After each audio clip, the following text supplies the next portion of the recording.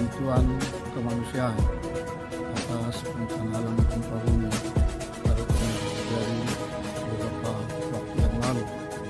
di mana YSI bekerjasama dengan berbagai lembaga lain seperti INPI, Yayasan BUMN yang secara keseluruhan memberi perhatian, termasuk khususnya para donatur dari YSI yang secara kolaboratif memberikan dukungan dan bantuan. Bantuan yang akan kita berikan adalah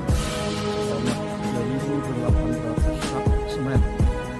pada kurang lebih 86 gereja yang ada di daerah Utara dan